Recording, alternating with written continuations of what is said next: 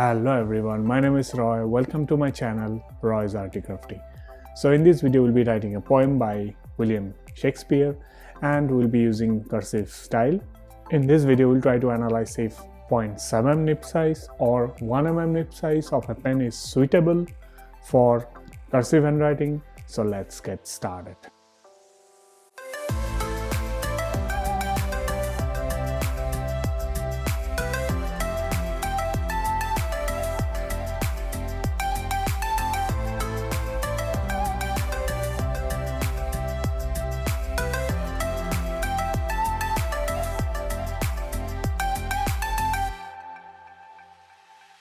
So in this example, I tried to write with a pencil and with nib size 1 mm and I tried to get the sharp edge look with the header, but it didn't happen. So in the next step, I would be trying with 0.7 mm from BIC gel.